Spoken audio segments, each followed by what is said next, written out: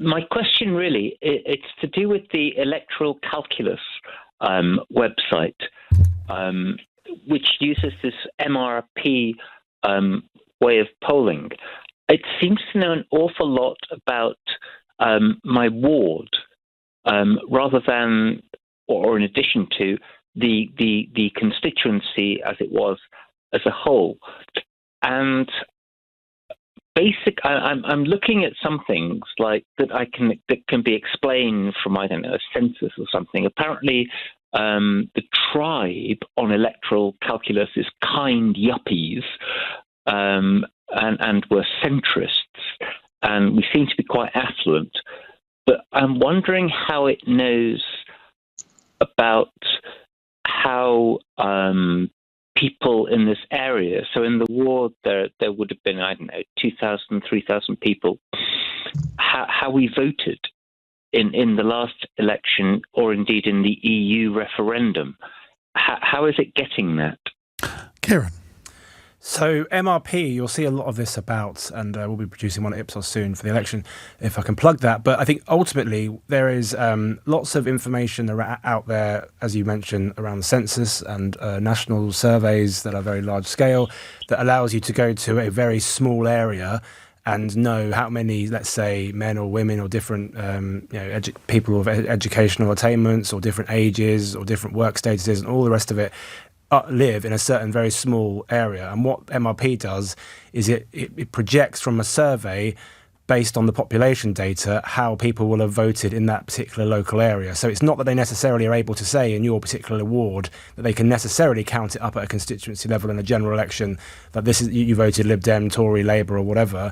Usually what happens is a large scale survey of 10,000, 20,000 people where they can project how different demographics voted essentially. And because they know the demographics of your ward, they can then estimate how your ward voted or how it might vote in the future. Gareth? Yeah, so demographic targeting is much more widespread than I think most people realise, particularly in politics. It's not just polling. I mean, polling is the most public face of it. But until about 20 years ago, it was quite common for political parties to routinely canvass and speak to 40, 60, 80% of electors in any given year. I mean, every single year, parties made a real point of going out and speaking to voters. Now, political party membership has massively declined, and the political parties, I think starting in earnest with Labour in 1997, have really focused on demographic targeting. So we're trying to identify the people most likely to vote Labour but are not going to vote, and trying to identify the people most likely to switch to Labour from another political party in Labour's case.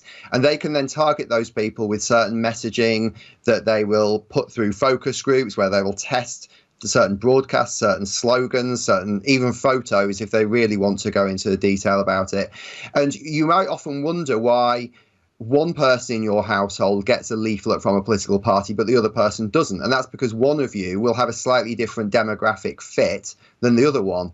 It's slightly embarrassing, I think, in some ways, political parties, because it kind of, if you know anything about this, it does actually expose just how little activity on the ground they do and how much data they're actually gathering on the ground. But these systems work. They work very, very well. And Tony Blair proved that very effectively. And probably the most obvious one of all would have been the EU referendum, when you had two rival demographic targeting systems going up against each other, very different systems.